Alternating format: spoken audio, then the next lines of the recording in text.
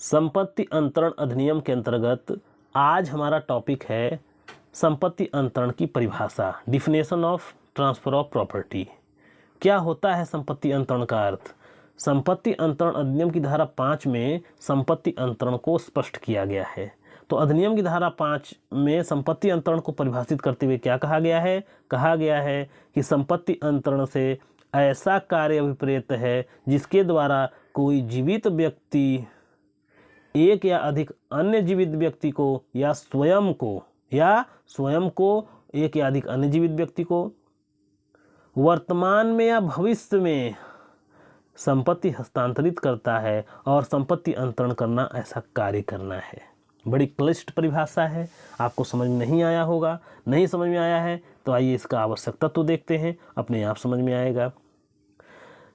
उपरोक्त परिभाषा का विश्लेषण करने पर संपत्ति अंतरण के निम्नलिखित आवश्यक तत्व स्पष्ट होते हैं। क्या? किसी जीवित व्यक्ति द्वारा संपत्ति का अंतरण किया जाना। संपत्ति अंतरण के लिए पहली आवश्यक शर्त यह है कि ऐसा अंतरण एक जीवित व्यक्ति द्वारा किया गया हो। यदि अंतरण करते समय व्यक्ति जीवित नहीं है तो यह अंतरण नहीं हो सकता। यही कारण है कि वसीयती प्रपत्र द्वारा किया गया अंतरण संपत्ति अंतरण अधिनियम की सीमा से बाहर है। संपत्ति अंतरण अधिनियम के अंतर्गत उसी अंतरण को संपत्ति अंतरण माना गया है जो एक जीवित व्यक्ति द्वारा किया गया हो। अब आगे देखिए, जीवित व्यक्ति से तात्पर्य सिर्फ जीवित मनुष्य से नहीं है बल्कि वैधानिक व्यक्ति भी इसके अंतर्गत आते हैं, जैसे निगमित निकाय, मूर्ति, वक्फ, इस सब में ये सब इसी में शामिल है। इसी प्रकार दास, फरार व्यक्ति, दिवालिया घोषित व्यक्ति, ये जीवित होते हुए भी, ये जीवित तो हैं लेकिन संपत्ति अंतरण के लिए इन्हें मृत मान लिया गया है, ये संपत्ति अंतरण नहीं कर सकते। तो कहने का मतलब ये है, संपत्ति अंतरण करने के लिए पहली आवश्यक शर्त यह है कि ऐसा अंतरण किसी जीवित व्यक्ति द्वारा किया गया हो। जीवित व्यक्ति के अंतर्गत वैधानिक व्यक्ति भी आते हैं। अब आइए संपत्ति अंतरण का दूसरा जो टॉपिक है आपका वो देखते हैं। जो दूसरा संपत्ति अंतरण के लिए जो दूसरी शर्त है उसको देखते हैं। दोस्तों, दिन में आज पढ़ा रहा हूँ तो कोई बेचने वाले भी आ जाते हैं, उनका साउंड आ जाता है, तो आप उसको ध्यान न दें, आप अपने टॉपिक पर ध्यान दें। देखिए, पहला आवश्यक शर्त ये है संपत्ति अंतरण के लिए कि ऐसा अंतरण किसी जीवित व्यक्ति द्वारा किया गया हो। दूसरा आवश्यक शर्त यह है कि ऐसा अंतरण जो किया जा रहा है किसी दूसरे जीवित व्यक्ति या स्वयं को अंतरण किया गया हो। एक जीवित व्यक्ति जो अंतरण कर रहा है किसी दूसरे जीवित व्यक्ति को या स्वयं को भी अंतरण हो सकता है। देखिए, इसका क्या मतलब है? जिस व्यक्ति को संपत्ति अंतरित की जाती है उसे अंतर्ती कहा जाता है। अंतर्ती को भी जीवित होना चाहिए, भले ही वह अवयस्क हो, पागल हो, गर्भस्थ शिशु हो। ठीक है, जिस प्रकार अंतरणकर्ता नैसर्गिक व्यक्ति, विधिक व्यक्ति दोनों हो सकता है, उसी प्रकार अंतर्ती भी नैसर्गिक और विधिक व्यक्ति दोनों हो सकते हैं। अब ध्यान देना है, संपत्ति स्वयं को भी अंतरित की जा सकती है।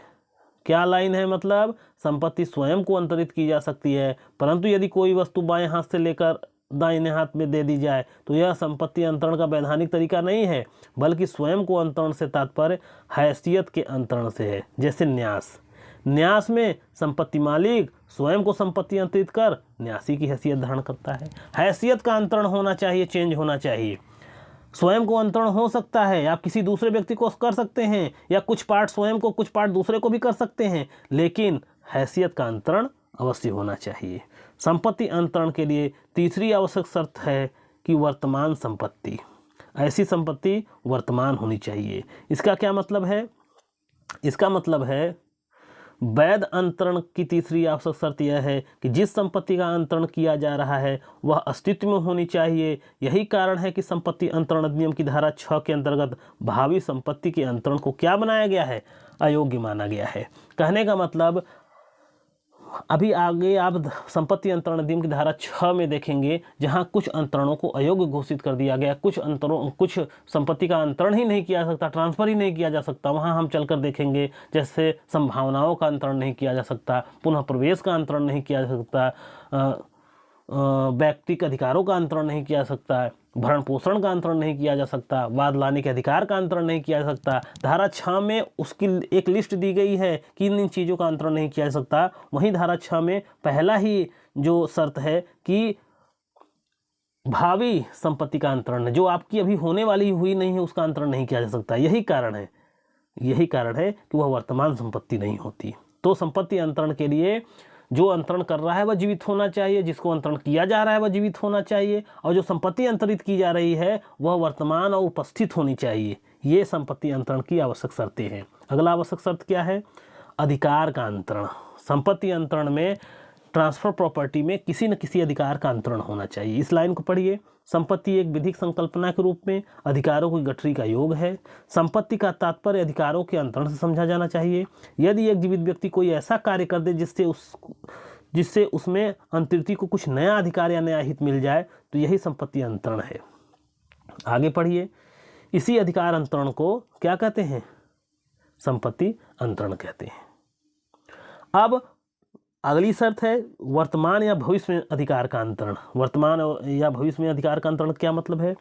जिस वर्तमान संपत्ति का अंतरण किया जा रहा है उसका अधिकार अंतरिति को चाहे तुरंत दे दिया जाए चाहे भविष्य में देने को कहा जाए, दोनों ही स्थितियों में संपत्ति का अंतरण वैध होता है। ठीक है, किसी अंतरण विलेख द्वारा तुरंत संपत्ति दी जा सकती है या बाद में दी जा सकती है। ध्यान देना है।